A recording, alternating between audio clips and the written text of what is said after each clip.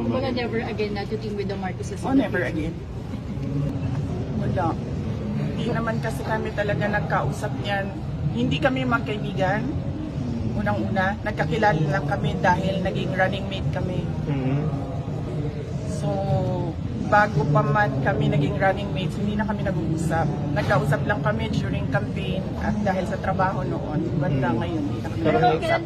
Ang kaibigan ko talaga si Senator Amy Marcos. Kilala niya ako since 2012. Pero ma'am, kailan po yung nag-ulas na pag-uusap niyo po ng Nung nag-tender ako ng resignation, yun yung last na nagkausap kami ni President Ma'am, Marcos. do you think kung si President Marcos magsalita para sa inyo and on behalf of you, baka maayos kaya itong nangyayari dito sa Kongreso? Alam nyo, kasi madami hindi nakakilala sa akin, pero mag-share ako konti ng ugali ko. Hindi ako humihingi ng tulong. Alam yan ng tatay ko, naging mayor siya, naging president siya. Hindi ako humihingi ng tulong talaga. Kaya nga kanina kung nakita ninyo, lumapit ako kay Congresswoman Gloria Arroyo. Sinabihan ko siya, ma'am, huwag ka na magpa-stress dahil dito sa ginagawa nila sa akin. Kaya ko ito. Don't stress yourself about it. Yan din ang sinabi ko kay Congressman Marcoleta. Ma'am, sa gitna po ng lahat ng ito, how are you po? How do you feel about what's happening right now? And you mentioning even about the impeachment complaint or possible. Iniisip ko lang na kapartiyan ng journey ko as a government official, yung lahat ng nangyayari ngayon. Ma'am, sa tingin niyo po may hand si PBBM sa nangyayari ngayon dito sa Congress? Actions against you and the Duterte family. Sa tingin niyo may hand si Pangulo? Ma'am, hindi ko sagutin yan kasi sarcastic yung sagot ko lang. Next. So, kumusta si Presidente Duterte? Kumusta yung mga advice niyo sa inyo sa nangyayari ngayon na BP? Okay naman ata siya. Hindi kami nagkakausap ni former President Rodrigo Duterte. Pero sinasabihan ko lagi yung mga nakapalibot sa kanya, nasabihan siya na huwag magpa-stress sa nangyayari. Tulad ng sinabi ko din kay Ma'am GMA kanina. Ma'am, may regrets ba kayo na sumama kayo sa Unity kasama si President Marcos? Medyo mahaba kasi yan eh. It needs a sit down.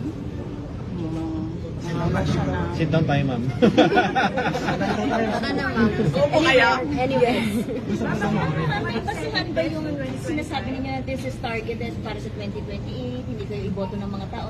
May basihan ba yun? Paano na baka sa 2028? O siya ang nagsabi. Sino yun? Privileged speech. Yes, yung nag-privileged speech. Siya yung nagsabi. Pero kayo ma'am? Na huwag pagkatiwalaan. Yan ba yung gusto or nag-aambisyon ng presidente? Siya yung nagsabi. Pero kayo ba, tatakbo ba kayo 2028? Noong 2019, tinanong ninyo ako kung tatakbo ako sa... Noong 2017, tinanong ninyo ako kung tatakbo ako sa 2022. Noong 2019, tinanong ninyo ako kung tatakbo ako sa 2022 at sinabi ko na mag-a-announce ako kung tatakbo ako or hindi January 2021. Sinabi ko magsasagot ako January 2021. Ngayon? Sa ngayon, this very minute, magsasabi ako kung tatakbo ako sa fourth quarter ng 2026. 2026. Hindi, sorry to ask this question. Nagsisisi po ba kayo hindi nyo sinunod yung payo ng tatay about sa pagtakbo? Hindi nyo... That is a very good question. Needs a sit down. Bibigyan kita ng pakonti ngayon. Naririnig nyo si PRD, di ba ngayon? Sasabi siya, huwag ka tumakbong president. Ngayon, sinasabi niya, yan din ang sinabi niya noong 2021. Huwag ka tumakbong president. Kasi nanggaling na ako dyan, sabi niya, hindi siya madali na trabaho. Maawa ako sa'yo. He never said na run. for president. Okay. Paano ma'am, never again na po kayo to team with the Marcos? Sorry, may sasabihin pa si ma'am, sorry. Ayos lang. Pero ma'am, kumbaga never again na to team with the Marcoses? Never again. Why, ma'am? Sit down tayo. Yes, ma'am. Yes, ma'am.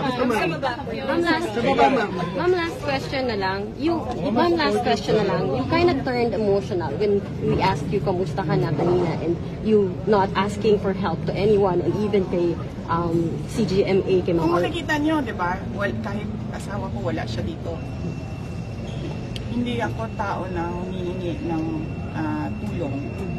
Sinabihan ko lang yung asawa ko kanina, sabi ko, maghanda ka lang. Kasi sabi niya magluto ako, sabi ko, okay, sige magluto ka lang for dinner. Copy. Ma'am, kailan ma'am?